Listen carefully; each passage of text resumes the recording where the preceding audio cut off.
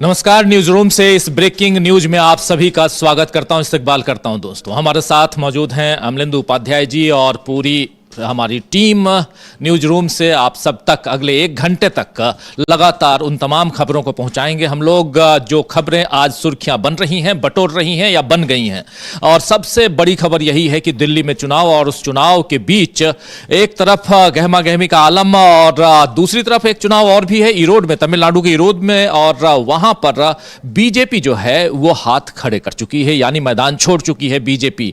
लेकिन इधर जो कुछ चल रहा है और उसमें 2-3 बातें और महत्वपूर्ण हैं। एक तो यह कि महाराष्ट्र में कल बीजेपी का अधिवेशन था और उस अधिवेशन में एक तरफ आपने सुन लिया, देख लिया कि नितिन गडकरी ने सीधा सीधा अपनी ही सरकार पर हमला बोला, तो दूसरी तरफ वहीं पर इंडिया गठबंधन पर हमला बोलते हुए अमित शाह नजर आए। अमित शाह ने इसके अलावा एक बात और कही थी जिसमें उन्होंने सीधे उद्धव ठाकरे के ऊपर निशाना साधा था। लेकिन इधर दिल्ली में क्या कुछ चल रहा है वो भी बता दूं। आतिशी आज नॉमिनेशन दाखिल करने जा रही हैं, कालका जी से वो चुनाव लड़ रही हैं, और इंडिया गठबंधन इंटैक्ट है, मजबूती के साथ आगे है। ये बात संजय राउत कह रहे हैं, ये बात अखिलेश यादव कह रहे हैं, ये तमाम इंडिया गठबंधन के नेता कह रहे हैं। और इन सब के बीच आज शाम 6 बजे राहुल गांधी चुनावी सभा को संबोधित करते हुए दिल्ली के चुनाव प्रचार का आगाज कर रहे हैं। तो बहुत सारी खबरें, और इन खबरों के बीच जरा जल्दी से आना चाहता हूं अमलेंदु जी, और क्या कुछ खबरें हैं ये बताइए, और फिर बहुत कुछ हम न्यूज रूम से आप तक पहुंचाएंगे। क्या कुछ है और? हाँ, देखिए राजीव जी, एक तो भारतीय जनता पार्टी का अपने सहयोगियों के साथ भी कुछ गड़बड़ झाला चल रहा है, और उससे ध्यान हटाने के लिए अमित शाह जो थे उन्होंने शरद पवार और उद्धव ठाकरे पर हमला बोला था। उसके जवाब में शिवसेना यूबीटी जो उसी तरफ से अमित शाह पर हमला बोला गया कि भाई अगर ये चुनाव हारना विश्वासघात है तो आपने क्या झारखंड की जनता के साथ विश्वासघात किया, क्या आपने हिमाचल की जनता के साथ विश्वासघात किया, मतलब जहाँ जहाँ आप चुनाव हारे वहाँ आपने वहाँ की जनता के साथ विश्वासघात किया, ये सवाल उठाया गया। उधर महाराष्ट्र में राजीव जी जो एक धनंजय मुंडे हैं जो मंत्री हैं और अजित पवार की पार्टी के हैं, उनके समर्थकों के ऊपर काफ़ी ज़्यादा आरोप लग रहे हैं। और वहाँ एक बीड जगह है, वहाँ के सरपंच की एक हत्या हुई, उसमें धनंजय मुंडे के समर्थकों के उसमें नाम आए, उसमें गिरफ्तारियाँ भी हुई हैं। उसको लेकर दबाव बढ़ता जा रहा है कि धनंजय मुंडे इस्तीफा दें। गठबंधन के अंदर से भी, मतलब एनडीए के अंदर से भी आवाज़ उठ रही है, और बाहर से तो आवाज़ बहुत ज़्यादा उठ रही है, विपक्ष तो बहुत ज़्यादा आवाज़ उठा रहा है।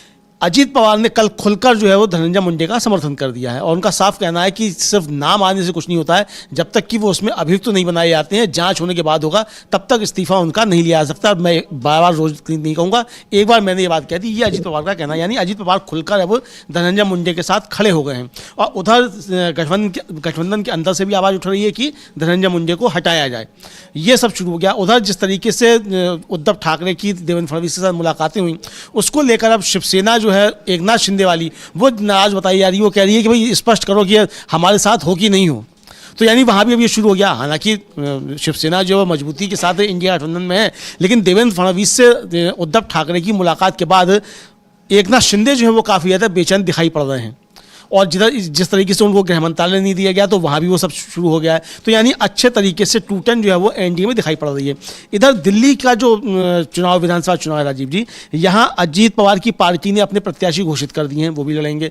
रामदास आठवले हैं, उन्होंने अपने प्रत्याशी घोषित कर दिए हैं। जीतनराम मांझी की हम यहाँ चुनाव लड़ेगी, जनता दल यूबी यहाँ चुनाव लड़ेगी, और चिराग पासवान की एलजेपी भी यहाँ चुनाव लड़ेगी। यानी एनडीए जो है वो यहाँ बिखरता हुआ नजर आ रहा है। और उधर इरोड का जो उपचुनाव हो रहा है तमिलनाडु में, वहाँ भारतीय जनता पार्टी ने हाथ खड़े कर दिए हैं कि भाई हम उपचुनाव नहीं लड़ेंगे, हम तो सीधे सीधे एमके स्टालिन को विधानसभा चुनाव हराएंगे, लेकिन उपचुनाव नहीं लेंगे। तो भारतीय जनता पार्टी चुनाव छोड़कर भाग खड़ी हुई है राजीव जी। तो चुनाव छोड़कर भाग खड़ी हुई है भारतीय जनता पार्टी। मामला जो है ना सिर्फ इरोड का है, तमिलनाडु का, क्योंकि वहां उपचुनाव है, बल्कि यहां भी दिल्ली में जो चुनाव है उस चुनाव को लेकर भी आप देखिए किस ढंग से यहां पर एनडीए जो है उसमें टूट है, और एक तरफ इंडिया गठबंधन को लेकर लगातार चर्चा हो रही है। कल अमित शाह कह रहे थे कि इंडिया गठबंधन में टूट है, इंडिया गठबंधन के नेता कुछ से कुछ कह रहे हैं, कुछ बोल रहे हैं। जरा पहले अमित शाह को सुनते हैं, कल क्या कुछ कह रहे थे वो, और इंडिया गठबंधन को लेकर, उसके अलावा इंडिया गठबंधन को लेकर संजय राउत ने क्या बयान दिया है, अखिलेश यादव ने क्या बयान दिया है, पहले इसको सुनते हैं। खबरें और भी हैं, बहुत कुछ है, वो हम आप तक पहुंचाएंगे, लेकिन उससे पहले और अभी से थोड़ी देर बाद अरविंद केजरीवाल की पीसी होगी प्रेस कॉन्फ्रेंस, शाम को राहुल गांधी जो हैं वो सभा को संबोधित करेंगे, चुनावी रैली को संबोधित करेंगे, वो सब कुछ हम आप तक पहुंचाएंगे। आतिशी नॉमिनेशन दाखिल कर रही हैं, वो भी आप तक हम पहुंचाएंगे, लेकिन पहले सुनिए अमित शाह को। महाराष्ट्र की विजय ने 1978 से शरद पवार जी ने जो दगा फटका की राजनीति शुरू की थी, उसको 20 फुट जमीन में दफनाने का काम आप लोगों ने किया। उद्धव ठाकरे जी ने हमारे साथ जो द्रोह किया था, 2019 को विचारधारा छोड़ी थी और बाला साहब ठाकरे के सिद्धांतों को छोड़ा था, झूठ फरेब कर मुख्यमंत्री बने थे, वो उद्धव ठाकरे जी को आपने उनकी जगह बताने का काम किया है। हमेशा के लिए 78 से लेकर 24 तक महाराष्ट्र अस्थिरता का शिकार रहा। वो अस्थिरता की राजनीति को समाप्त कर एक स्थिर रास्ते पर चलने का काम ये मजबूत देवेंद्र फडणवीस सरकार देकर आपने किया है। इसके साथ साथ हिंदुत्व और मोदी जी की विकास की राजनीति, ये सब हमारे विरोधी बाहें चढ़ाकर बाहें फैलाकर राह देखकर बैठे थे कि लोकसभा के बाद महाराष्ट्र में हमारी विजय होगी। उनको इस स्वप्नों को चकनाचूर करने का काम आप सभी ने किया है। और तो सुन रहे थे आप यहां पर अमित शाह को जो सीधा हमला बोल रहे थे उद्धव ठाकरे पे, लेकिन उद्धव ठाकरे पे हमला बोलने के बाद आनंद दुबे ने क्या कुछ कहा है ये भी सुन लेते हैं। यहां महाराष्ट्र की राजनीति अभी भी शांत नहीं है दोस्तों। महाराष्ट्र में चुनाव खत्म हो चुका है, लेकिन उसके बाद वहां महाराष्ट्र जो बृहन मुंबई नगर निगम नगर पालिका है उसका चुनाव अभी होना बाकी है। उससे पहले सब कुछ ये गहमा गहमी है वहां पे, लेकिन क्या वहां की राजनीति का असर दिल्ली की राजनीति पे पड़ेगा? अगर सवाल पूछा जाए तो सीधा जवाब मिलता है हां, बहुत ज्यादा पड़ेगा, क्योंकि इंडिया गठबंधन की जहां चर्चा होती है तो महाराष्ट्र सबसे ऊपर आता है, उसके बाद बिहार आता है, क्योंकि महाराष्ट्र में एक नहीं बल्कि तीन जो दल हैं वो इंडिया गठबंधन के प्रमुख दलों में से एक हैं, जिसमें उद्धव ठाकरे का दल शिवसेना है, दूसरी तरफ आप जानते हैं एनसीपी शरद पवार का गुट है और कांग्रेस पार्टी है। ये तीनों इंडिया गठबंधन के घटक दल हैं और इसलिए यहां पर अगर कांग्रेस पार्टी के सामने या उद्धव ठाकरे के शिवसेना के सामने या एनसीपी शरद पवार के सामने अगर चुनौती पेश करने की कोशिश दूसरे जो विपक्षी दल हैं यानी बीजेपी अगर करती है तो कहीं ना कहीं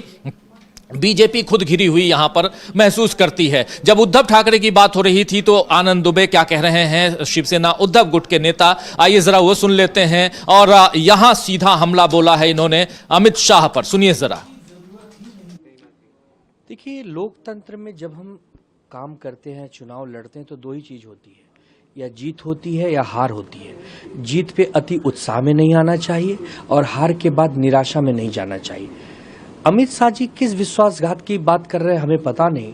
2019 में जब नतीजे आए थे तो सबसे पहले अजीत दादा पवार और देवेंद्र फडणवीस जी ने महाराष्ट्र के जनमत के साथ विश्वासघात किया था और कुछ घंटों की सरकार बनाई थी। क्या वो उस विश्वासघात की बात कर रहे हैं या उस विश्वासघात की बात कर रहे हैं कि महाराष्ट्र में शिवसेना ने बड़े होने के बाद भी भारतीय जनता पार्टी को अपने कंधे पर बिठाकर पूरा महाराष्ट्र घुमाया, देश में उस लायक बनने के लायक बनाया कि आप बड़ी पार्टी बन सकें, और उसी पार्टी के पीठ पे छुरा भोंका बीजेपी ने?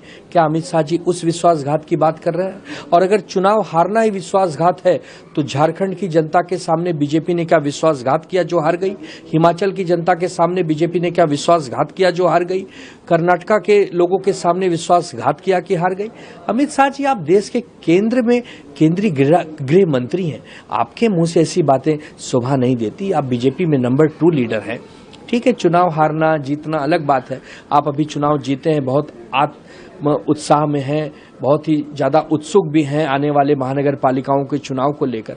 लेकिन आपको ये नहीं भूलना चाहिए कि जनता जनार्दन है, केंद्र में किसी को जिताती है, राज्य में किसी को जिताती है। दिल्ली में जब चुनाव होते हैं तो पार्लियामेंट में आपको जिताती है और विधानसभा में जब चुनाव होते हैं तो आम आदमी पार्टी को जिताती है। तो क्या आप वहां पर विश्वासघाती बन जाते हैं? किस परिप्रेक्ष्य में आप क्या कहना चाह रहे हैं आप ही नहीं समझ पाते। आपके पास और कुछ कहने को नहीं है। सरकार बन तो गई लेकिन सरकार धरातल पे कहीं दिख नहीं रही है। जिस प्रकार बीड़ में इस समय अपराधीकरण बढ़ा है, गुंडे माफिया का राज आया है, पूरे महाराष्ट्र में लॉ एंड ऑर्डर चरमरा गया है, आपको दिखाई नहीं देता। आप गृह मंत्री हैं, मणिपुर का हालत आप देख नहीं रहे। आप जहां जहां अपराधीकरण हो रहे हैं, दिन दहाड़े लोग गोली मारे जा रहे हैं, बाबा सिद्दीकी जैसे लोग चौराहे पर मार दिए गए, आपको वो नहीं दिखाई देता।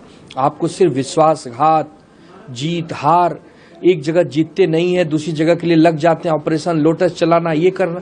तो अमित शाह जी बहुत बड़े नेता हैं, हो सकता है वो अपने आप को आत्मचिंतन करने के लिए विश्वासघात शब्द का प्रयोग कर रहे हो।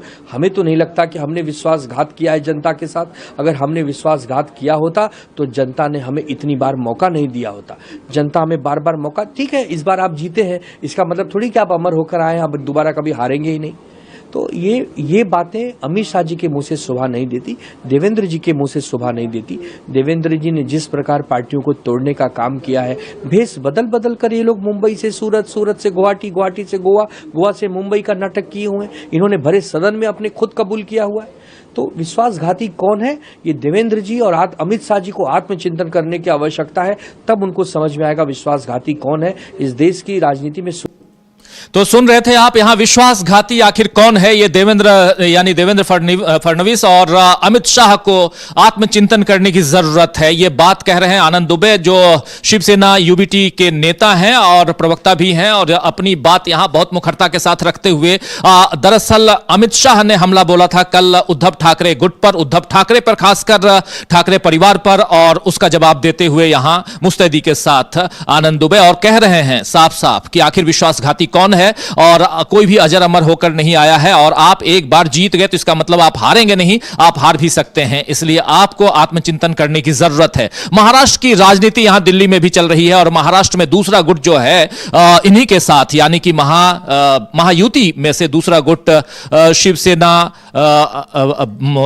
एक तो एकनाथ शिंदे गुट है, दूसरा एनसीपी अजित पवार गुट है। एनसीपी अजित पवार गुट इन दिनों दिल्ली में जोर आजमाइश पर लगा हुआ है, और उसने लगभग 11-12 कैंडिडेट तो पहले उतार दिए थे, लेकिन अब उसके आगे क्या कुछ चल रहा है। हमारे सहयोगी आंचल हमारे साथ हैं। आंचल, जरा बताइए क्या कुछ चल रहा है यहां दिल्ली में। और सबसे बड़ी चीज की अमित शाह के सामने चुनौती पेश करते हुए अभी आप सुन रही थी आनंद दुबे को, लेकिन दूसरी तरफ चुनौती तो अजित पवार भी दे रहे हैं और कह रहे हैं कि चुनाव तो हम भी लड़ेंगे।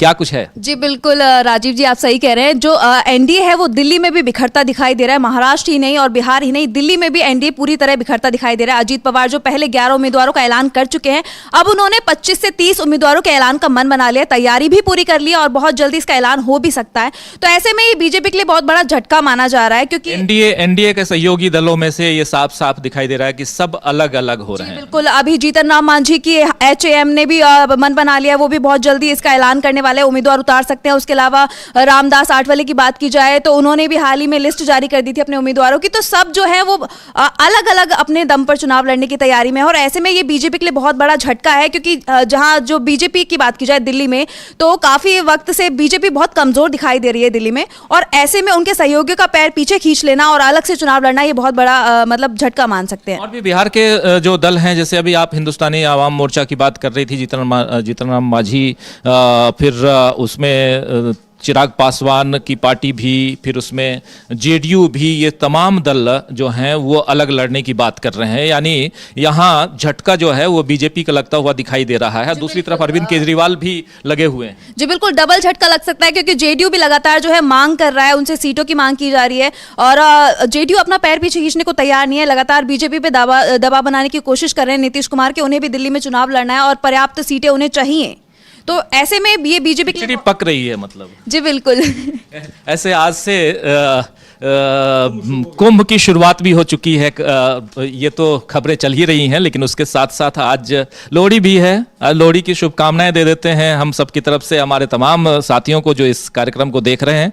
और यहाँ से जो सूरज भगवान जो हैं वो किधर से किधर जाते हैं, उत्तरायण जाते हैं, तो दक्षिणायन से उत्तरायण की ओर जाते हैं। इसका मतलब है कि अब कुछ न कुछ परिवर्तन नजर आ रहा है। चलिए, ये धार्मिक आस्था का विषय नहीं, लेकिन यहाँ पर जो कुछ राजनीति में, सियासत में चल रहा है उसकी चर्चा हम कर रहे हैं। लेकिन आंचल, अमित शाह के सामने चुनौती पेश करने की जो कोशिश हो रही है, खासकर चाणक्य कहे जाते हैं, लेकिन चाणक्य गिरी कहाँ चली गई उनकी, और समझ में नहीं आता कि अजित पवार आखिर क्यों यहाँ पर आ रहे हैं। क्या कुछ उधर ठीक नहीं, क्योंकि आप गई थी महाराष्ट्र, इसलिए आपसे पूछ रहा हूँ कि उधर कुछ ठीक नहीं है क्या? आप तो बहुत करीब से आपने अजित पवार के गुट की रिपोर्टिंग की थी, देखा था, और उस समय आप याद कीजिए कि अजित पवार साथ नहीं दे रहे थे। अपने मंच से उन्होंने मोदी जी को भी बाहर कर दिया था, कहा था कि मोदी जी भी ना आए। तो अब क्या उसका बदला यहाँ ले रहे हैं? जी बिल्कुल कह सकते हैं, क्योंकि अजीत पवार ने अपने बारामती में उन्हें रैली करने से मना कर दिया था। उन्होंने साथ ही ये भी कहा था कि मैं पीएम मोदी के साथ ही सीएम योगी की भी रैली नहीं चाहता हूं कि वो भी यहाँ पर आएं और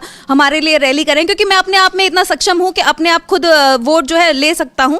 तो ऐसे में ये बहुत बड़ी बात है अगर इस तरीके से देखा जाए। और जिस तरीके से दिल्ली आने के कैंडिडेट उतारने की बात हो रही है यहाँ पे दिल्ली में अजित पवार गुट की, 25 से 30 कैंडिडेट की तैयारी चल रही है। 25-30 कैंडिडेट की तैयारी, आप सुन लीजिए। अगर अजित पवार गुट यहाँ पे, और पहले से ऑलरेडी 11 कैंडिडेट ऑलरेडी उतार चुके हैं, 11 कैंडिडेट ऑलरेडी उतार चुके हैं, तो ऐसे में 70 में से लगभग 50% कैंडिडेट अगर यही उतार दिए जाए अमलेंदु जी, तो फिर तो यहाँ अजित पवार गुट भले उसका जनाधार हो ना हो, लेकिन कम से कम इतना तो होगा कि एनडीए में ही, यानी बीजेपी के खाते से ही कुछ ना कुछ वो लेके जाएंगे। ये तो है ना जी बिल्कुल। अब बीजेपी की बात की जाए तो बीजेपी आम आदमी पार्टी या कांग्रेस का जैसे त्रिकोणीय मुकाबला देखने को मिल रहा है, तो उनका सामना तो बाद में करेगी बीजेपी, पहले उसको अपने सहयोगियों से निपटना पड़ेगा। सही बात है, अपने सहयोगियों से बीजेपी कैसे निपटेगी ये देखना होगा। बहुत इंपॉर्टेंट, बहुत बहुत शुक्रिया आंचल आपका। बहुत इंपॉर्टेंट खबर यहां पर आंचल दे रही थी कि कैसे अजित पवार गुट जो है वो अब यहां चुनौती पेश करता हुआ नजर आता है। आज से उधर कुंभ की शुरुआत भी हो चुकी है, और दूसरी बात, एक इंपॉर्टेंट बात यह भी है कि आज प्रधानमंत्री नरेंद्र मोदी उधर श्रीनगर पहुंचने वाले हैं, और वहां टनल का उद्घाटन, सोनमर्ग के रास्ते में उस टनल का उद्घाटन करेंगे, उस पर भी हम आएंगे। लेकिन हमारी सहयोगी आराधना भी हमारे साथ हैं। आराधना, आपके पास क्या खबर है?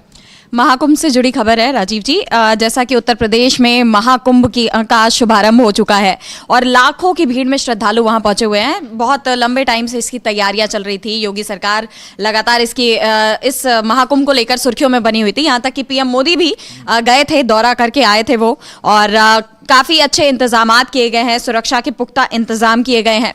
और ऐसे में अभी आज तो पहला ही दिन था और अभी तक 9:30 बजे तक सुबह 60 लाख श्रद्धालु गंगा स्नान कर चुके हैं। मतलब एक लोगों की आस्था का देखिए कि 60 लाख सुबह सुबह 9:30 बजे स्नान कर चुके हैं, जबकि आज पहला ही दिन है कुंभ का। दुनिया भर से आए हैं, दूसरे देशों के लोग भी आए, ना सिर्फ भारत के बल्कि विदेशों से भी लोग आए हैं, और कई लोगों का जो भी आया है अपनी श्रद्धा के ही आधार पर आया है। महाकुंभ आप भी जा रही हैं क्या? जाने की इच्छा तो जरूर हो रही है, लेकिन ठीक है, देखा जाएगा। रिपोर्टिंग करने चले जाइए, ठीक है। लोगों की डिमांड होगी तो ले आएंगे वहां से भी खबरें। और वैसे तो महाकुंभ के लिए मतलब हर तरफ चर्चाओं का बाजार गरमाया हुआ है। और पीएम मोदी, अगर हम योगी सरकार की बात करें तो उन्होंने इस क्षेत्र का पूरा नया नामकरण भी कर दिया था। महाकुंभ मेला क्षेत्र एक मतलब कह लीजिए नया जिला ही बना दिया है, इसे घोषित कर दिया है महाकुंभ को लेकर। लेकिन सवाल ये उठ रहे हैं कि एक तरफ महाकुंभ की ये तैयारियां हैं जहां इतनी रौनक दिखाई दे रही है, लेकिन दूसरी तरफ सड़कों पर गरीब हैं और कई बेरोजगार हैं। इन सब के भी मुद्दे हैं, और इन्हें लेकर चंद्रशेखर आजाद, जो कि आजाद समाज पार्टी के चीफ हैं, उन्होंने योगी सरकार को घेरा है और उन्होंने बाकायदे ट्वीट किया है और लिखा है कि सरकार के पास इतनी शक्ति होती है कि जब सरकार ठान लेती है तो असंभव कार्य भी संभव हो जाते हैं। 6 महीने में रेत पर इस तरह एक शहर बसाना भी इसी शक्ति का उदाहरण है, जो दर्शाता है कि अगर सरकार चाहती है तो किसी भी बड़ी चुनौती का समाधान किया जा सकता है। लेकिन जब बात आती है देश के गरीब, किसान, मजदूर, पिछड़े, दलित, आदिवासी और महिलाओं के अधिकारों और सुरक्षा की, तो सवाल उठता है कि अगर इन आयोजनों को इतने बड़े पैमाने पर अंजाम दिया जा सकता है तो शिक्षा, चिकित्सा, महिलाओं की सुरक्षा, रोजगार और बच्चों के भविष्य के लिए क्यों नहीं इस तरह की इच्छा शक्ति दिखाई जा रही है? बिल्कुल लाजमी है इनका सवाल, क्योंकि मतलब करोड़ों का बजट दिया गया है कुंभ के लिए। लोगों की श्रद्धा, आस्था, सब कुछ लाजमी है, लेकिन इस सब के साथ वो बजट उन लोगों के लिए भी क्यों नहीं है? सवाल ये है कि उन लोगों को भी सुरक्षा का अधिकार, शिक्षा का अधिकार, इस पर भी सरकार को उतना ही ध्यान देना चाहिए। आगे कुछ लिखते हैं, आखिरी पैराग्राफ। जी बिल्कुल, और ये और ज्यादा इंपॉर्टेंट है, मैं ये कहूंगी कि ये और ज्यादा अहम है। उन्होंने झांसी की घटना का जिक्र किया है कि झांसी में आग लगने से नवजात बच्चों की मौत और ऑक्सीजन की कमी से बच्चों का दम तोड़ना, ये घटनाएं साफ दिखाती हैं कि जनता की जान और उनके बुनियादी अधिकार हमारी प्राथमिकताओं में कहीं पीछे रह गए हैं। क्या हमारी प्राथमिकताएं गलत है? क्या सामाजिक उत्थान की दिशा में गंभीरता की कमी है? क्या व्यापक जन कल्याण में सरकार से हमारे द्वारा सवाल करना गलत है? अगर समाज के वंचित तबकों के उत्थान के लिए भी उसी दृढ़ संकल्प और इच्छा शक्ति से काम किया जाए तो एक स्थायी बदलाव संभव है। जय भीम, जय भारत, जय संविधान। ये जो इन्होंने जो सवाल उठाए हैं और झांसी की जिस घटना का इन्होंने जिक्र किया है, बहुत ही दर्दनाक घटना थी।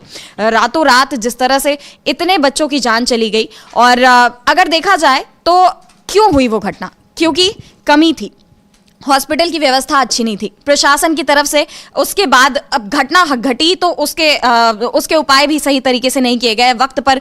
वहां पर यह देखा गया कि हॉस्पिटल के बाहर जब इसके नेता जा रहे थे तो उनके स्वागत की तैयारियां चल रही थी। अरे किस घटना के लिए जा रहे हैं ये तो देखिए आप, तो उसके लिए पाउडर लगाए जा रहे थे, स्वागत की तैयारियां चल रही थी। तो ऐसे में बहुत बड़ा सवाल उठता है कि आखिर सरकार की प्राथमिकताएं क्या है। जो चंद्रशेखर आजाद ने उठाया सवाल, ये बहुत वाजिब सवाल है कि सरकार की प्राथमिकताएं क्या है। क्या वो मतलब चकाचौंध बनाने में ही जुटी हुई है या जनता के हकीकत के मुद्दों पर भी काम करने की बहुत कोशिश बड़ा कर रही है? बड़ा सवाल है। चंद्रशेखर ने जो सवाल उठाया है और जो सवाल यहाँ पर आराधना उठा रही है हमारी सहयोगी, ये भी वाजिब है। और बहुत अच्छी बात है कि कुंभ का आयोजन हो रहा है, लोग श्रद्धालु वहां, और जैसे आप बता रही हैं कि 60 लाख श्रद्धालुओं ने सुबह सुबह एक साथ डुबकी लगा ली गंगा में, सारे पाप धो डाले। लेकिन साथ साथ ये भी है कि हिंदुस्तान में बहुत कुछ है कोरोना काल के बाद। और कई बार मैं कहता हूं कि कोरोना काल के बाद, और वो एक ऐसा समय था आराधना की जिस समय अपने लोगों को, अपने देश के जो हुक्मरान हैं, इन लोगों को ये सोचना चाहिए था, नोट डाउन करके रखना चाहिए था कि कितने हॉस्पिटल चाहिए, कितने एम्बुलेंसेस चाहिए, कितने यहाँ पर चिकित्सा कर्मी चाहिए। लेकिन वो सब, उस पर ध्यान खत्म हो गया जैसे जैसे कोरोना खत्म हुआ। और उसके बाद के दौरान ये उम्मीद लगाई जा रही थी कि सरकार अब हॉस्पिटल की व्यवस्था पर ज्यादा ध्यान देगी, क्योंकि कोरोना कह लीजिए बहुत ही अंधेरा भरा समय था, बहुत लोगों के जीवन में अंधेरा आ गया इस दौरान। तो ऐसे में उम्मीद लगाई जा रही थी कि अब सरकार का ध्यान जाएगा हॉस्पिटल की ओर। कई जगह हम घटनाएं देखते हैं राजीव जी, जहां लोग एम्बुलेंस की कमी में अपने कंधे पे अपने परिवारजनों को ढोकर हॉस्पिटल पहुंचाते हैं। कई जगह उन्हें हॉस्पिटल में बेड नहीं मिलता। हॉस्पिटल के बाहर के विजुअल्स आते हैं कि हॉस्पिटल के बाहर पड़े हुए हैं, इन्हें अस्पताल में बेड ही नहीं मिला। तो ये सब क्यों है? क्योंकि सरकार का ध्यान नहीं जा रहा है, उन पर काम नहीं किया जा रहा है। और अगर कोरोना के इस काल के बाद भी सरकार इस तरफ ध्यान नहीं दे रही है तो ये तो मतलब साफ है ना कि ये सरकार की ही लापरवाही है। ये तो नहीं है कि अब सरकार की नजर में ये मुद्दा नहीं आया है, बिल्कुल नजरों में आया है, लेकिन उस पर काम नहीं किया जा रहा है। सही कह रही हैं आप, बिल्कुल सही कह रही हैं। और दरअसल दोस्तों, आप जानते हैं कि ऐसे आयोजन, जो धार्मिक आयोजन है, श्रद्धापूर्ण आयोजन किए जाते हैं, हमेशा आयोजित होते रहे। क्या कुंभ इससे पहले नहीं हुआ क्या?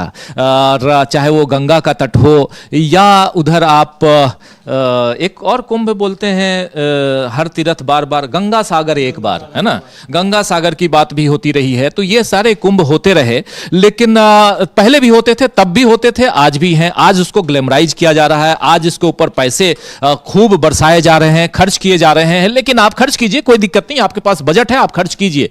मगर जो बात चंद्रशेखर कह रहे हैं वो बहुत महत्वपूर्ण है कि आखिर झांसी में बच्चों की ऐसी हालत क्यों हो गई? नवजात जो अभी जीवन अपना आगे बढ़ाते, वो उनकी जीवन लीला समाप्त हो गई। ये दुखद है और ऐसी चीजों पर ध्यान देना चाहिए। और ऐसी हालत कोरोना के समय हम लोगों ने देखी है, जब एक एक घंटा के लिए एम्बुलेंस के दसियों हजार रुपए देने पड़ते थे, लोगों के पास पैसे नहीं थे, ऑक्सीजन की कमी, और ऑक्सीजन सिलेंडर लेकर लोग घूम रहे हैं, भाग रहे हैं, भटक रहे हैं, कालाबाजारी शुरू हो गई थी। तो इन सब का जो आलम था, वो 40-40 हज़ार की मिल रही थी रेमडेसिविर, जो उस समय थी 40-40 हज़ार की एक एक शीशी उसकी मिल रही थी। और सबसे ज़्यादा काम उसमें था वो श्रीनिवास बीवी जो है, उन्होंने किया पूरे देश भर में किस तरीके से लोगों को मदद पहुंचाई। सरकार फेल थी पूरी तरीके से राजीव जी, अस्पताल लूट रहे थे, निजी अस्पताल ज़बरदस्त तरीके से लूट रहे थे।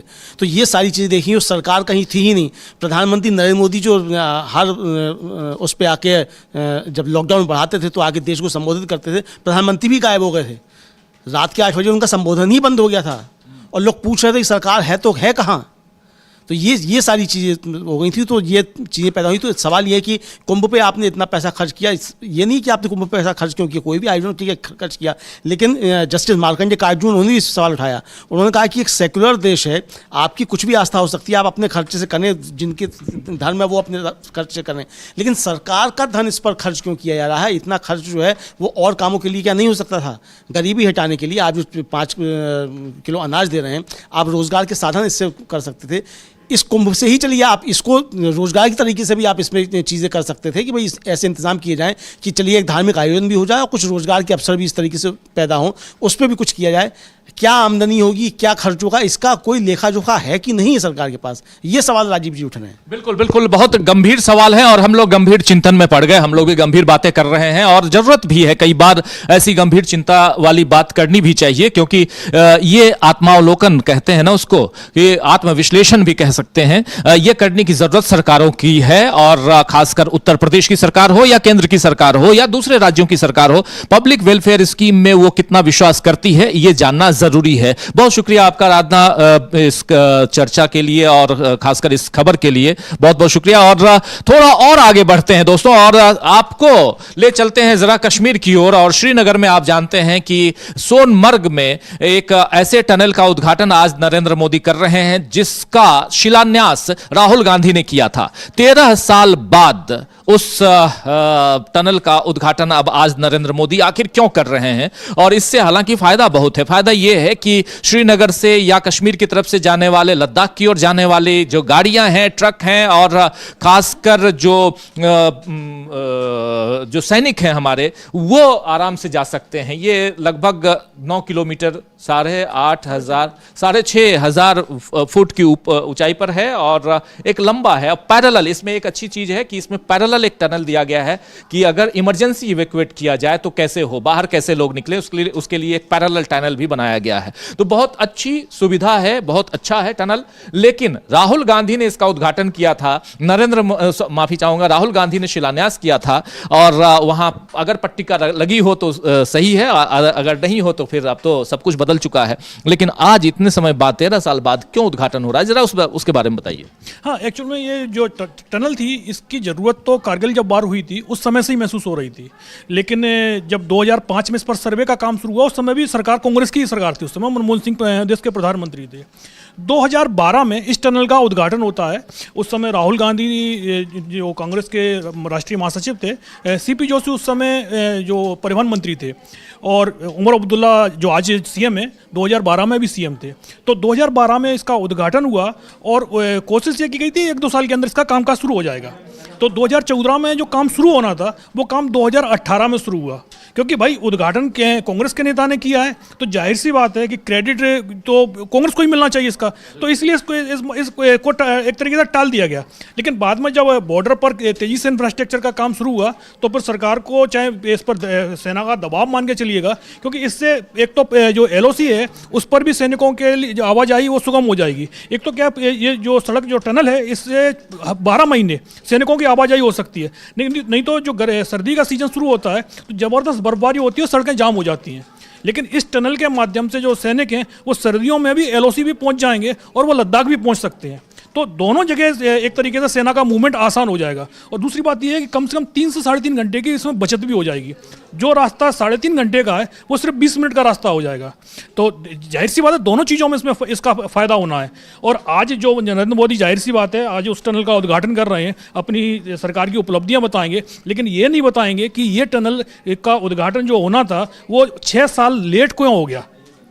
2018 में भी जब इसका काम शुरू हुआ तब भी टारगेट इसका 2023 का रखा गया था, लेकिन आज 25 हो रही है। 2 साल आज उसके बाद भी लेट हो गए हैं। तो इसकी देरी की जिम्मेदारी किसकी है? कि इसकी जिम्मेदारी क्या मोदी सरकार की है? 8 साल यदि कोई टनल लेट हो रही है तो जाहिर सी बात है इसका नुकसान किस देश को ही उठाना पड़ा है। अभी उससे आपने देखा होगा कि चाइना ने जो कोविड के समय पर जो भूमि अतिक्रमण कर लिया था, वो क्यों कर लिया था? भाई आपके सैनिक वहाँ नहीं थे। यदि इस तरीके की टनल होती तो आप तेज़ी से मूवमेंट हो सकता था सेना का। तो लेकिन इन सब चीज़ों के लिए जो दोषी हैं वो तो जाहिर सी बात है वो तो कांग्रेस की सरकार को ही दोषी ठहराना शुरू कर देंगे।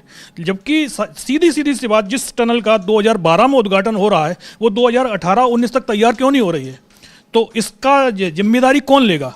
इस समय जो नितिन गडकरी मंत्री हैं, जबकि उनके बारे में कहा जाता है कि भाई उनकी जब से वो मंत्री बने हैं 2014 से सड़क परिवहन मंत्री, सड़क के निर्माण कार्य में तेजी आई है, बॉर्डर पर भी इंफ्रास्ट्रक्चर तेजी से सुधरा है। लेकिन जिन योजनाओं का उद्घाटन कांग्रेस के समय पर हुआ है वो योजनाएं क्यों पिछड़ रही हैं, उसके लिए जिम्मेदारी तय की जाएगी कि नहीं की जाएगी, तो इस पर सबसे बड़े सवाल उठ रहे हैं। बिल्कुल आप सही कह रहे हैं कि आखिर 2012 में टनल का शिलान्यास होता है और 2025 में उसका उद्घाटन हो रहा है, तो आखिर इतना लंबा समय 13 साल से ज्यादा का समय आखिर क्यों लग जाता है, ये एक बड़ा सवाल है। लेकिन ये टनल फाइनली अब आ रहा है और आज उसका उद्घाटन कर रहे हैं नरेंद्र मोदी और एक लंबा वक्त गुजर चुका है, लेकिन इसके साथ साथ सुविधाएं अपार इसमें मिलेंगी, इसकी हम उम्मीद करते हैं। लेकिन चलिए इन सब उद्घाटनों और नई चीजों के साथ साथ जरा इंडिया गठबंधन की तरफ बढ़ते हैं अमलेंदु जी, और इंडिया गठबंधन का सूरत हाल समझने की कोशिश करते हैं, क्योंकि कल अमित शाह ने साफ साफ कहा था कि इंडिया गठबंधन टूट गया है और लालू प्रसाद यादव भी कुलबुलाहट में हैं। लेकिन हम लोगों ने अभी जो बातें आप तक पहुंचाई हैं, जिसमें आंचल हमारी सहयोगी जो बात रख रही थी कि यहां दिल्ली में खासकर आपने देख लिया कि कैसे एनडीए गठबंधन में यहां फूट दिखाई दे रही है, और वो हम लिख भी रहे हैं, कह भी रहे हैं, एनडीए में आखिर फूट कैसे है, क्या है, ये आपने देख लिया। मगर इंडिया गठबंधन कैसे इंटैक्ट है ये भी जरा समझ लें। आज राहुल गांधी की सभा है इसी दिल्ली में, सिलमपुर से वो चुनावी सभा का आगाज कर रहे हैं, वो भी हम आप तक पहुंचाएंगे शाम के वक्त। लेकिन उससे पहले यहां इंडिया गठबंधन की जब बात करें तो इंडिया गठबंधन के नेता क्या क्या कहते रहे हैं, पहले आइए सुनते हैं अखिलेश यादव को। अखिलेश यादव की बाइट पहले आप सुन चुके होंगे, लेकिन दोबारा, क्योंकि प्रेस कॉन्फ्रेंस में उन्होंने जो बातें रखी 2 दिन पहले तक अखिलेश यादव के तेवर कुछ और थे, लेकिन इंडिया गठबंधन की जब बात आती है, जब जिक्र आता है, तो वो क्या कह रहे हैं सुन लीजिए। इंडिया गठबंधन वैसा इंटैक्ट है जो इंडिया गठबंधन शुरुआती दौर में जहां से बनना शुरू हुआ था, कि वो रीजनल पार्टीज जो भारतीय जनता पार्टी का मुकाबला कर सकें, उन्हीं का साथ देना, उन्हीं के साथ खड़े दिखना है।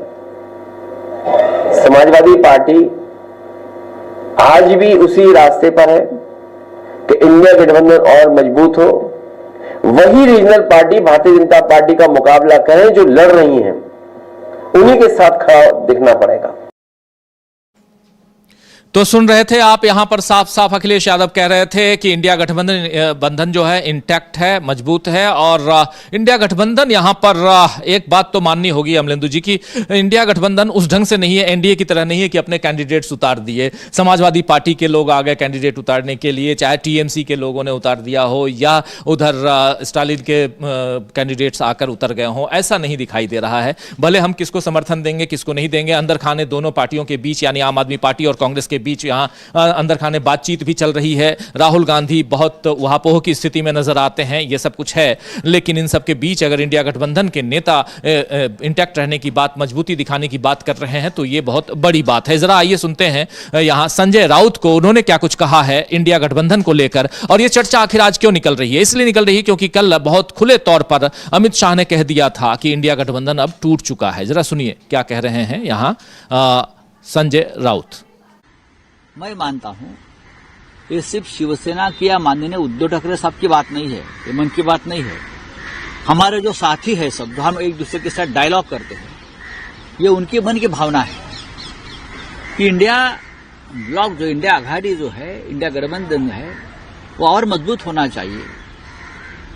देश के सामने जो संकट है, समस्या है, सबसे बड़ी समस्या मोदी और शाह है, उनकी तानाशाही है, संविधान के ऊपर जो हमले हो रहे हैं, ये सबसे बड़ा संकट है। उनके खिलाफ अगर हमको लड़ना है तो इंडिया ब्लॉक और मजबूती से काम करने की जरूरत है, यह हमारी भूमिका है। लेकिन जरूर मैं ये मानता हूं, जैसे उमर अब्दुल्ला साहब ने कहा कि लोकसभा के लिए इंडिया गठबंधन बना, मैं ये नहीं मानता हूं। जरूर लोकसभा चुनाव के लिए बना था, हम चुनाव अच्छी तरह से लड़े और मैं मानता हूं नरेंद्र मोदी जी का बहुमत खिसकाने का काम हमने किया, ये हमारा विजय रहा। उसके बाद इंडिया आघाड़ी की कोई बैठक नहीं हुई, ये दुर्भाग्यपूर्ण है। और ये जिम्मेदारी बड़ी पार्टी या बड़े भाई गठबंधन में होने के नाते कांग्रेस की है। कांग्रेस की जिम्मेदारी हमारी नहीं है, ये कांग्रेस की जिम्मेदारी है। तो आने वाले दिनों में अगर इंडिया गठबंधन बचाना चाहते हैं और ताकतवर बनाना चाहते हैं तो सबसे पहले एक दूसरे में डायलॉग होना चाहिए, संवाद होना चाहिए, बातचीत होनी चाहिए। जो हम एनडीए में हमने काम किया है, हमको मालूम है। आज जो इंडिया ब्लॉक में है उनमें से बहुत से ऐसे मेंबर हैं जिसने हमारे साथ एनडीए में काम किया है, तो हमको अनुभव है उस वक्त किस तरह से काम होता था। यही तरीका अपनाना चाहिए, बातचीत होनी चाहिए बस, और हम कुछ मांगते नहीं, बातचीत और डायलॉग होना चाहिए एक दूसरे के साथ। तो सुन रहे थे आप यहां पर संजय राउत को कह रहे हैं बातचीत होनी चाहिए, आपस में डायलॉग होना चाहिए, इंडिया गठबंधन मजबूत है, इंटैक्ट है, ये सारी बातें यहां रखते हुए अमित शाह पर हमला बोलते हुए संजय राउत। लेकिन इसी ढंग से दूसरे नेता भी कांग्रेस पार्टी के और खासकर यहां संदीप दीक्षित ने भी अपनी बात रखी है। संदीप दीक्षित को पहले सुनते हैं, क्यों आखिर इंडिया गठबंधन पर आज बात हो रही है, इतनी बात क्यों हो रही है, इन सब पे भी हम चर्चा करेंगे। अमलेंदु जी हमारे साथ जुड़े हुए हैं, पूरी हमारी टीम जुड़ी हुई है। लेकिन संदीप दीक्षित ने क्या कुछ कहा है, अमित शाह पर कैसे हमला बोला है, सुन लीजिए। इंडिया गठबंधन की चर्चा और चर्चा बार बार होगी, क्योंकि इंडिया गठबंधन जब से बना है तब से नरेंद्र मोदी परेशान हैं और यही कारण है कि नरेंद्र मोदी की पार्टी यानी बीजेपी 240 पर सिमटकर रह गई थी लोकसभा चुनाव में। सुनिए जरा क्या कह रहे हैं संदीप दीक्षित। केंद्रीय गृह मंत्री अमित शाह कह रहे हैं कि घमंडिया अलायंस तो टूट गया, क्या है इंडिया अलायंस, कहां स्टैंड करता है, दिल्ली में अलग अलग लड़ रहे हैं और 8 फरवरी को जो है दिल्ली के नतीजे आएंगे तो साल की शुरुआत होगी भारतीय जनता पार्टी की जीत के साथ दिल्ली में। देखो कौन सा अलायंस है, क्या है, मैं पूछना चाहता हूं अमित शाह जी से, आप इतना क्यों चिंता करते हो विपक्ष की क्या अलायंस है क्या नहीं, और दिल्ली में तो कोई अलायंस है नहीं, दिल्ली में आप लड़िए ना। मैं ये कह रहा हूं कि आप पिछले 3-4 दिन से इधर उधर आश्वासन दे रहे हो। आप ये बताइए कि जिस दिल्ली की तरफ पूरे दिल्ली के नागरिक कह रहे हैं कि 10 साल पहले काम खत्म हो गया, उस दिल्ली को आप कैसे दोबारा लाएंगे, इसका कोई रोड मैप दीजिए। जो बेहतरीन दिल्ली बनी थी जिसको आपके ही सहयोगी आम आदमी पार्टी ने सत्यानाश कर दिया, उस दिल्ली को आप कैसे ठीक करेंगे। आप विकास की एक बात नहीं कर रहे हो, ना केजरीवाल कर रहा है ना आप कर रहे हो। आपने झुग्गी क्लस्टर के लोगों से कल मीटिंग की या परसों मीटिंग की, तो मुझे बताइए कि इतनी झुग्गियां फिर दिल्ली में उठ कैसे गई पिछले 10 साल में। 15 साल शीला जी का भी समय था, हम लोग झुग्गियां नहीं उठने देते थे। हाँ देखो, कहीं रेलवे लाइन बढ़नी है या कहीं कोई विकास का काम होना है तो उनको रिसेटल करते थे। मुझे अभी भी याद है मेट्रो के लिए जितनी झुग्गियां हटी, नरेला में मेट्रो विहार बना, मेट्रो 1 मेट्रो 2, उसके बाद बताइए नए कोई विहार बने हो, नए कोई रिसेटलमेंट के एरिया बने हो। आपने जो घर दिए झुग्गी झोपड़ी को, वो थे जो कांग्रेस ने परियोजना शुरू की, मेरे समय में बनने लगे थे। मुझे याद है मैं सांसद था उस समय, अजय माकन जी ने उसको फाइनल करवाया था। उसमें 2 या 3 जगहों पे मकान बने थे। उसके बाद आपने झुग्गी और मकान की कौन सी स्कीम की। तो चाहे अरविंद केजरीवाल हो, चाहे अमित शाह जी हो, दिल्ली बीजेपी हो, इनमें से कोई ना अपना कोई काम दिखा पा रहा है, ना किसी समुदाय समाज के प्रति इन्होंने किस तरीके से कोई वेलफेयर का या कल्याण का काम किया वो कोई गिना पा रहा है, ना कोई स्कीम गिना पा रहा है।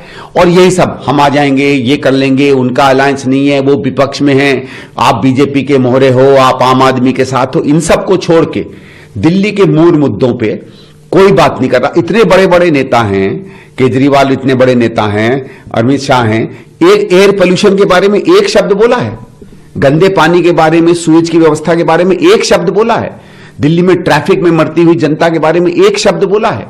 एक घर नहीं बनाए गरीब के लिए पिछले 10 साल में, चाहे दिल्ली सरकार हो चाहे भारत सरकार हो, एक शब्द बोला है। एक नया अस्पताल दिल्ली में नहीं बन पाया 10 साल में, एक शब्द बोला है। क्यों नहीं बोल पाते।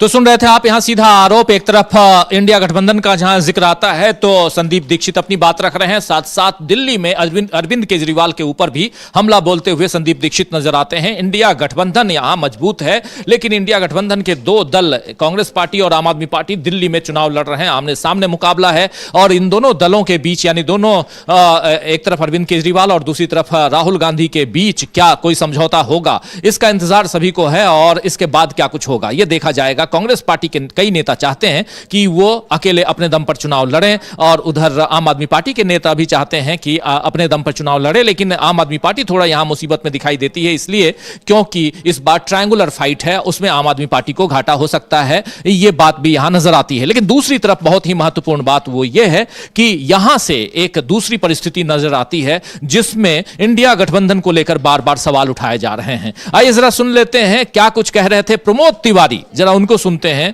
और प्रमोद तिवारी ने भी हमला बोला है, कांग्रेस नेता हैं वो, उन्होंने भी हमला बोला है सीधे अमित शाह पर, सुनिए जरा। इंडिया अलायंस का स्टेटस क्या है? पूरी तरीके से जो घमंडिया अलायंस बना था उसमें सब अब अलग अलग बात कर रहे हैं, अलग अलग राह पर चल रहे हैं, अलग अलग दिशाओं में चल रहे हैं। दिल्ली उसका एग्जाम्पल है जहां पर आम आदमी पार्टी अलग है, कांग्रेस अलग है। और 8 फरवरी को जब मतगणना होगी तो नए साल में शुरुआत होगी जीत के साथ बीजेपी की। और साथ ही साथ ये भी कहा कि उद्धव ठाकरे जो गए थे कॉम्प्रोमाइज कर झूठ बोलकर मुख्यमंत्री बने थे, और घमंडिया अलायंस इस बात की मन बनाए बैठा था कि लोकसभा के बाद विधानसभा भी। अहंकार किसी का नहीं रहता। ये अहंकार भरी भाषा अमित शाह जी, जनता सही समय पर आपको झूठा साबित कर देगी, आपकी भविष्यवाणियां गलत निकलेंगी।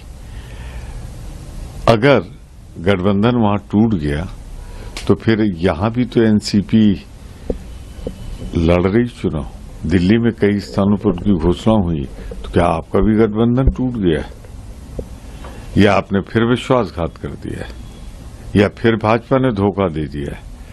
तो पहले आप अपना घर देखिए। जहां तक हमारा सवाल है, इंडिया गठबंधन वसूलों के लिए बना है, संविधान की रक्षा के लिए बना है, गरीबों को उनका हक देने के लिए बना है। और जब तक सत्ता से आपको उखाड़ नहीं फेंकेगा तब तक हमारा प्रयास जारी रहेगा। सर, प्रधानमंत्री जो है एक जम्मू कश्मीर में एक टनल का उद्घाटन कर रहे हैं जो ऑल वेदर टनल होगी, और एक बड़ा हिस्सा जो सर्दियों के वक्त जो है अलग हो जाता था वो भी अब जुड़ा रहेगा। एक और जो है विकास का एक और बड़ा कार्य प्रधानमंत्री इसका उद्घाटन करेंगे जम्मू कश्मीर। ये पहले हो जाना चाहिए था, पर प्रधानमंत्री ने विलंब किया। टनल से तो जोड़ने की कोशिश कर रहे हैं, पर जो राजनीतिक रूप से राज्य का दर्जा छीनकर लद्दाख और जम्मू कश्मीर को अलग किया है, वो दूरियां कब मिटेंगी? कब जम्मू कश्मीर को उसका घोषित राज्य का दर्जा मिलेगा? या फिर एक झूठ, फिर एक धोखा, फिर एक जनता के साथ विश्वासघात। तो सुन रहे थे आप यहां पर सीधा प्रमोद तिवारी कांग्रेस नेता जो बातें कह रहे हैं, और ये भी हमला बोल रहे हैं सीधे अमित शाह पर। तो अमित शाह पर हमला इसलिए क्योंकि अमित शाह ने कल इंडिया गठबंधन का राग अलापा है, छेड़ा है, इस सवाल को उठाया कि आखिर इंडिया गठबंधन कहां है, घमंडिया और बाकी तमाम बातें जो बीजेपी करती आई है उन बातों को आगे बढ़ाने की कोशिश, लेकिन खुद घिरे हुए नजर आ रहे हैं अमित शाह। और इस बीच इधर जब दिल्ली की बात कर रहे हैं हम, दिल्ली चुनाव की ही बात कर रहे हैं, उसी में ये तमाम बातें आ रही हैं। इस ब्रेकिंग न्यूज में न्यूज रूम से आपको हम आप तक उन तमाम खबरों को पहुंचाते हैं जो अभी खबरें जो सुर्खियां बन रही हैं या बनने वाली हैं या बन गई हैं, उन खबरों को लेकर आते हैं। हमारी सहयोगी एक बार फिर आंचल यहां मौजूद हैं, और आंचल एक खबर लेके आई हैं कि अरविंद केजरीवाल एक नहीं बल्कि 2-2 जगह से चुनाव लड़ने की बात सोच रहे हैं। क्या खबरें हैं आंचल? जी बिल्कुल, मैं आपको बता दूं राजीव जी कि अरविंद केजरीवाल जो है वो नई दिल्ली से तो चुनाव लड़ ही रहे हैं, लेकिन इसके अलावा वो ये सोच रहे हैं कि वो एक और सीट से चुनाव लड़ेंगे। और जो दो सीटों का नाम निकलकर सामने आ रहा है, उनमें एक है मटिया महल और दूसरी है लक्ष्मी नगर।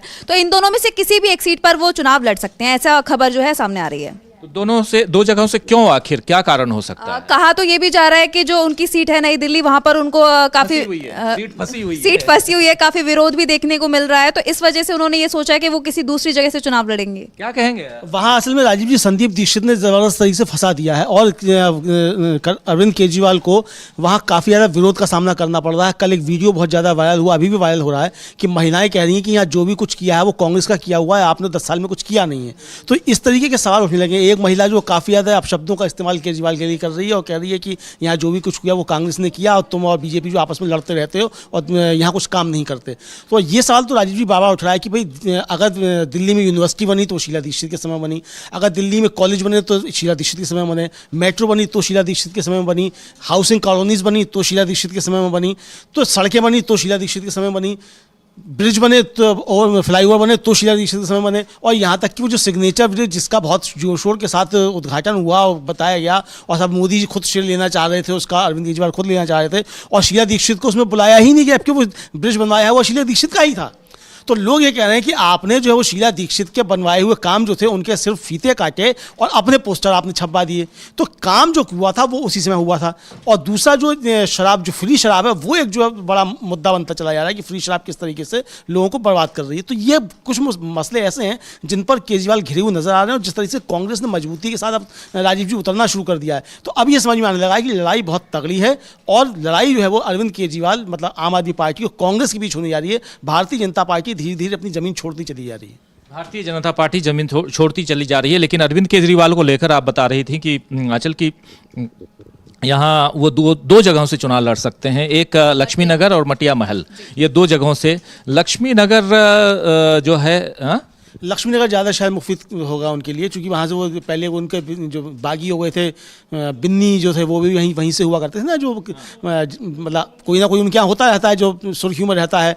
सबसे पहले बिन्नी ने ही शुरुआत की थी, उसके बाद फिर कुमार विश्वास हो गए थे, फिर अभी स्वाति मालीवाल हो गई। तो इस तरीके से निकलते रहते थे। बिन्नी जो थे वो वहीं से लक्ष्मी नगर से विधायक हुआ करते थे। तो हो सकता है कि वो सीट उनके लिए ज़्यादा सेफ हो।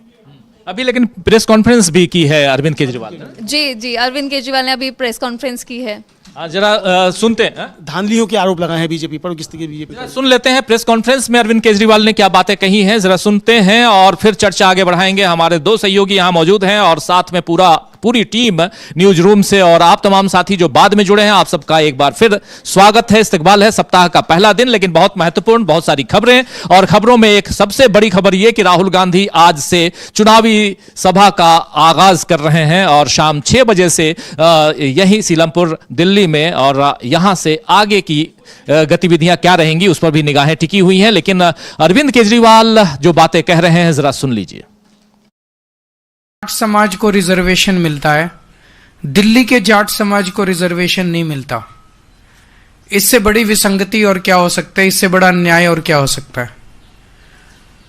एम्स में, सफदरजंग में, एनडीएमसी में, डीडीए में, केंद्र सरकार के दिल्ली में स्थित सभी संस्थानों में राजस्थान के जाट समाज को रिजर्वेशन मिलता है, लेकिन दिल्ली के जाट समाज को रिजर्वेशन नहीं मिलता। इससे बड़ी विसंगति और क्या हो सकती है। इसे दूर करने के लिए पहले 2015 में प्रधानमंत्री जी ने आश्वासन दिया था जाट समाज को। उसके बाद 2017 में, 2019 में और 2022 में केंद्रीय गृह मंत्री अमित शाह जी ने आश्वासन दिया था। लेकिन ये बड़ी पीड़ा की बात है कि देश के सबसे टॉप के लीडर और नंबर 2 के लीडर दोनों ने आश्वासन दिया, लेकिन दोनों ने अपना आश्वासन पूरा नहीं किया। भारतीय जनता पार्टी वाले मेरे को खूब गालियां देते रहते हैं। मेरे उनसे निवेदन है कि गालियां को तो देते रहो, मुझे कोई दिक्कत नहीं, आप खूब गालियां दो, बस इसका जवाब दे दो कि जाट समाज का जो दिल्ली की ओबीसी लिस्ट में है उसको केंद्र की ओबीसी लिस्ट में कब डालोगे। प्रधानमंत्री जी इस चुनाव के दौरान समय समय पे दिल्ली आएंगे, दिल्ली आके वो भाषण देंगे। इस बात का जवाब दे दें कि जो उन्होंने 2015 में आश्वासन दिया था और जो उनके गृह मंत्री ने 2017, 2019 और 2022 में आश्वासन दिया था, वो जाट समाज को, दिल्ली के जाट समाज को केंद्र की ओबीसी लिस्ट में कब डालेंगे, ये बता दें। दूसरा, आज हम इलेक्शन कमीशन जा रहे हैं। हम लोग 3 बजे इलेक्शन कमीशन जाएंगे।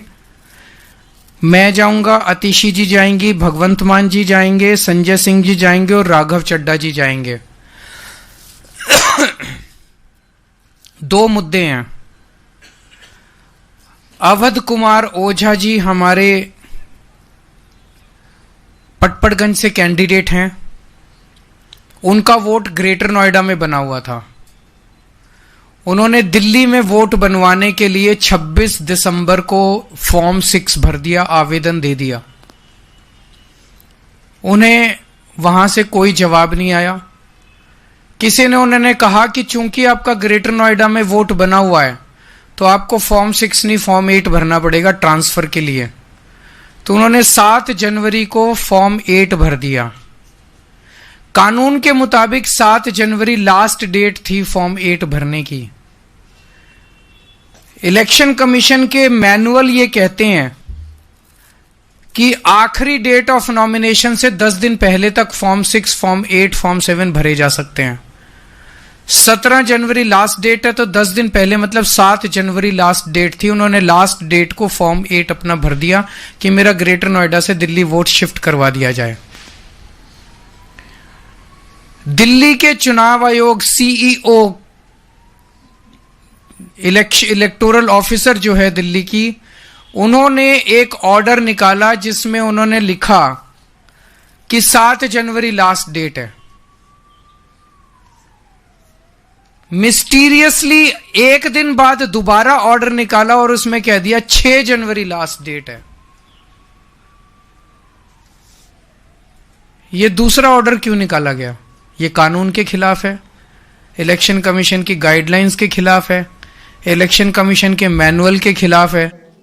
तो सुन रहे थे आप, ये बड़ा खेल उसको उजागर कर रहे हैं यहाँ अरविंद केजरीवाल, चुनाव आयोग, और उसमें भी सबसे बड़ी चीज की यहाँ पर एक कैंडिडेट इनका हो सकता है कि चुनाव न लड़ पाए। अमलेंदु जी, ये बड़ी खबर है। और यहाँ से एक दूसरी तस्वीर दिखाई देती है चुनाव आयोग की, धांधली की, वो साफ बता रहे हैं। और आज इसके लिए अरविंद केजरीवाल और उनकी पूरी टीम जा रही है चुनाव आयोग मिलने। बिल्कुल राजीव जी, ये बहुत बड़ा मसला है, चूंकि अवध ओझा का टिकट काफी पहले आम आदमी पार्टी फाइनल कर चुकी थी।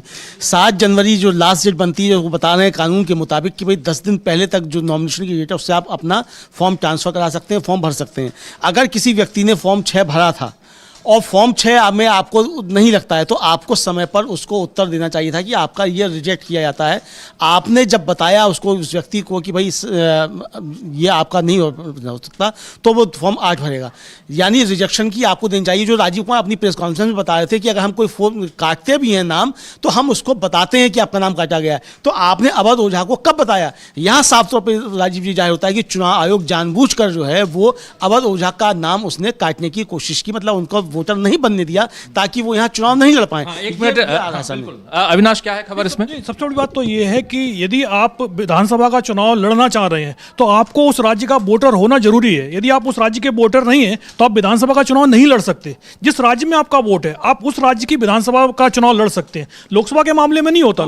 किसी भी विधानसभा में हो, लेकिन उस राज्य के आप वोटर हों। उस राज्य का आपको वोटर होना जरूरी है। आप दिल्ली के किसी भी क्षेत्र के वोटर हो सकते हैं, आप फिर पूरी दिल्ली में चुनाव लड़ सकते हैं। लेकिन यदि आप दिल्ली के वोटर नहीं है तो आप दिल्ली विधानसभा चुनाव नहीं लड़ पाएंगे। आपका बिहार में वोट है तो आप दिल्ली से लोकसभा चुनाव तो लड़ लेंगे। आप बिहार की मतदाता सूची में अपने नाम को लगा देंगे कि भाई ये हमारा नाम है और ये बिहार की इस मतदाता सूची में हमारा नाम शामिल है, और उसको वो चुनाव आयोग चेक करेगा, नाम आपको ओके होगा तो अप्रूव कर देगा।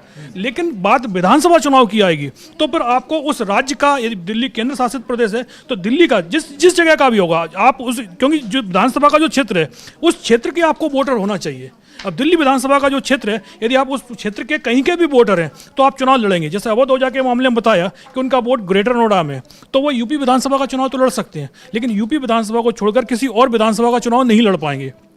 तो जैसे ही उनका नाम डिक्लेयर हुआ, वैसे ही उन्होंने अपना नाम वहां से कटवाया। 3 महीने पहले की बात कर रहे हैं, 3 महीने पहले उन्होंने एप्लीकेशन दिया, 3 महीने पहले। उसके बाद फिर ये 7 तारीख की बात आई, 7 की जगह पे इन्होंने 6 जनवरी कर दिया।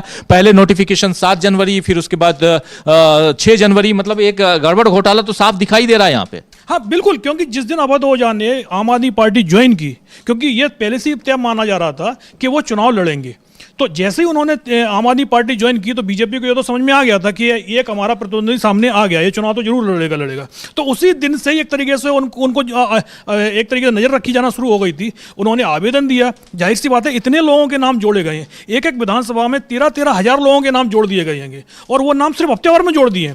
लेकिन एक व्यक्ति जो 3 महीने पहले आवेदन दे रहा है और 3 महीने के बाद भी उसका नाम नहीं जोड़ा जा रहा है, क्योंकि जाहिर सी बात है जब तक उनका नाम वोटिंग लिस्ट में नहीं आएगा तब तक वो नॉमिनेशन ही फाइल नहीं कर पाएंगे। क्योंकि नॉमिनेशन फाइल में उन्हें अपना नाम बताना पड़ेगा कि भाई दिल्ली की इस मतदाता सूची में इस नंबर पर हमारा नाम है।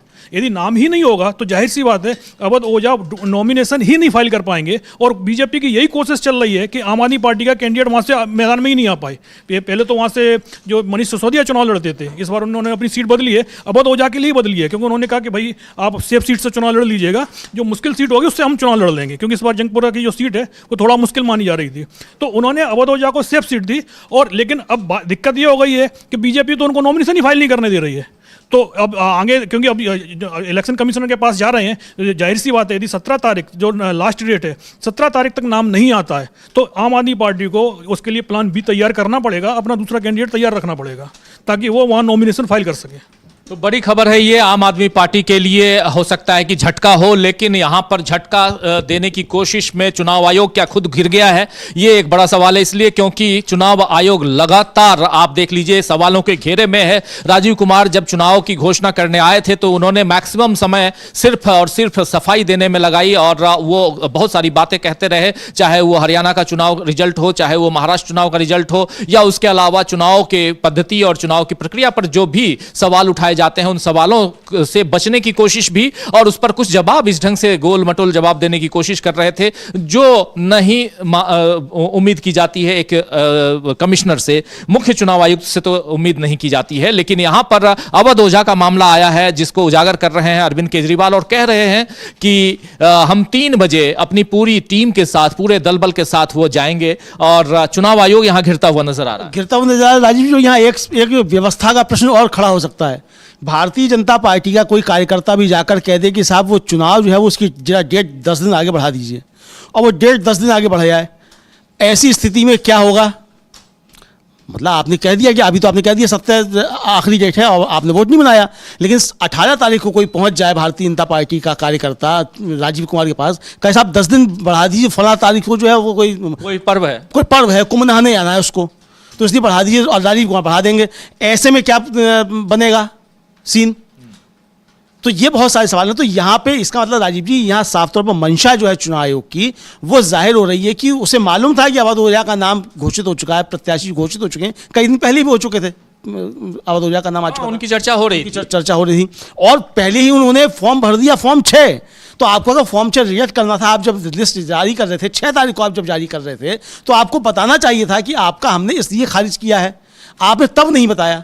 तो ये एक प्रश्न जो है चुनाव आयोग के ऊपर उठा है। तो यहाँ साफ जाहिर पड़ रहा है कि राजीव कुमार आकर जो उस दिन गंदी गंदी शायरियाँ सुना रहे थे, उस गंदी शायरियों के पीछे कितना गंदा चेहरा है ये भी समझ में आ रहा है। तो शायरियां सुना रहे थे, पता नहीं खुद लिखते हैं या लिखवाते हैं, क्या करते हैं, लेकिन रात को सपने में बहुत सारी बातें उनके आती हैं, ये बताते रहे हैं। और इसलिए वो जब खासकर जब प्रेस कॉन्फ्रेंस करने आते हैं राजीव कुमार, मेरे हम नाम हैं इसलिए कई बार उनका जिक्र तो आता ही है, लेकिन जब वो प्रेस कॉन्फ्रेंस करने आते हैं तो बकौल अमलेंदु जी गंदी गंदी शायरियां लेके आते हैं और सुनाते हैं।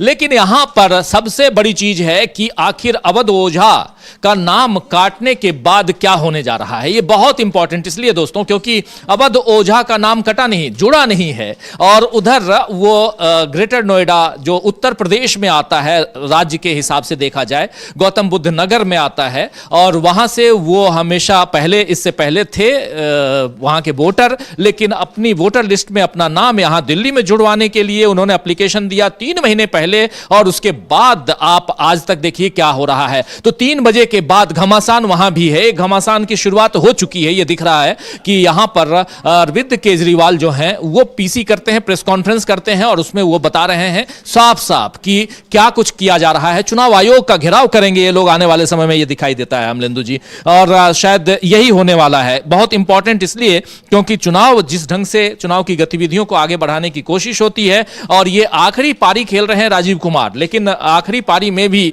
अगर ऐसे आरोप उनके ऊपर लगे, उनकी संस्था के ऊपर, जो स्वायत्त संस्था है चुनाव आयोग, उनके ऊपर अगर ऐसे आरोप लगे तो ये कहीं ना कहीं दुखद है। इंडिया गठबंधन की चर्चा हम कर रहे थे दोस्तों, चर्चा हम कर रहे थे एनडीए की भी, एनडीए में कैसे फूट है ये हमने आपको बताया, और बताया ये भी कि कैसे यहां बीजेपी घिरी हुई है, कैसे बीजेपी ने मैदान छोड़ दिए हैं, मैदान छोड़कर बीजेपी रोड, जो तमिलनाडु में उपचुनाव हो रहे हैं वहां से बीजेपी मैदान छोड़कर भाग गई है और वहां चुनाव नहीं लड़ रही है। साफ साफ उसने उस चुनाव का ही बहिष्कार कर दिया है वहां पे, और यह साफ दिखाई देता है। इसलिए ऐसा हुआ है क्योंकि वहां पर बीजेपी की हालत खस्ता है, पस्त है, और कांग्रेस पार्टी ने डीएमके को समर्थन दे दिया है, तो वहां इंडिया गठबंधन मजबूती के साथ है। और इरोड उपचुनाव की बात, तमिलनाडु की वो सीट, विधानसभा की सीट, उसकी बात मैं कर रहा हूं। लेकिन दूसरी तरफ जो इंपॉर्टेंट बात है वो ये कि दिल्ली का चुनाव, और दिल्ली के चुनाव से पहले आज लोहड़ी का त्योहार, और लोहड़ी त्योहार उधर गंगा में डुबकी लगाने का त्योहार भी,